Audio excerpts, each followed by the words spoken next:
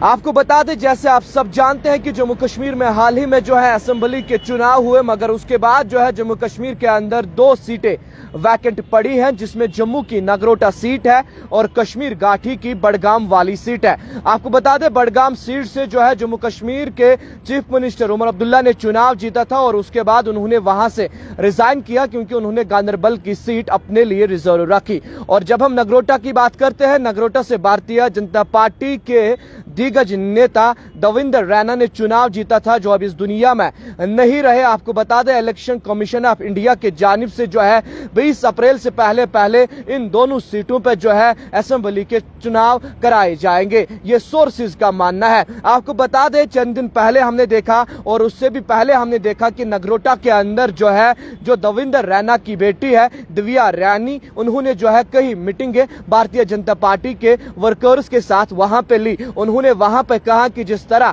میرے باپ نے یہاں پہ لوگوں کی خدمت کی، اسی طرح میں خدمت کرنا چاہتی ہوں۔ اور کہیں نہ کہیں اب یہ اندیشہ لگایا جا رہا ہے کہ شاید دویا رانی کو جو ہے نگروٹا کے سیٹ سے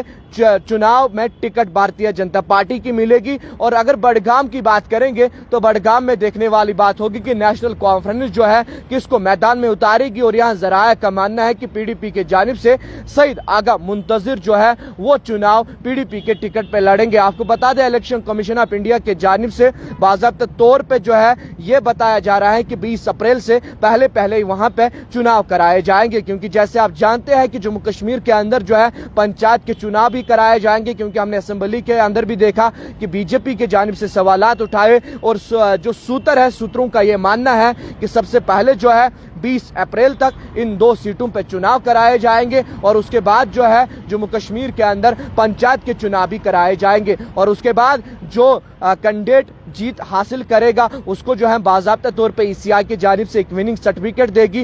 ملے گی، اور اس کے بعد جو ہے وہ کینڈیڈیٹس اپنے لوگوں کی ریپرزنٹیشن جو ہے جموں کشمیر کے اسمبلی کے اندر کریں گے، کیونکہ آپ جانتے ہیں کہ مین سیٹ جو بڈگام کی ہے، مین سیٹ بڈگام کی اس وقت جو ہے ریپرزنٹیشن اسمبلی میں نہیں ہے، اس کے ساتھ ساتھ نگروٹا کی ریپرزنٹیشن جو ہے وہ اسمبلی میں نہیں ہے، کیونکہ ان دونوں سیٹیں جو ہے ویکنٹ پڑی ہے۔ کیونکہ ایک جگہ ہم نے دیکھا، جو ہم نے پہلے آپ کو کہا کہ جموں کشمیر کے منجے ہوئے سیاست دان دویندر رینا جو ہے وہ اس دنیائی فانی کو رخصت کر گئے، اس کے بعد وہ سیٹ ویکنٹ پڑی۔ عمر عبداللہ نے بڈگام سے ریزائن کیا، گاندربل کی سیٹ ریزرو رکھی۔ ان دونوں سیٹوں پہ 20 اپریل سے پہلے جو ہے چناؤ کرایا جائے گا، یہ ذرائع کا ماننا ہے۔ اور اس کے ساتھ ساتھ ذرائع کے حوالے سے ڈاٹ نیوز کو یہ خبر ملی ہے کہ نگروٹا کے سیٹ پہ دویا رانی کو کھڑا کیا جائے گا بی جے پی کے جانب سے، اور بڈگام کی سیٹ پہ پیپلز ڈیموکریٹک پارٹی کے جانب سے آغا سعید منتظر کو کھڑا کیا جائے گا۔ نیشنل کانفرنس نے ابھی کوئی نام ڈسکلوز نہیں کیا، وہاں پہ شاید وہ پتہ جب کھولیں گے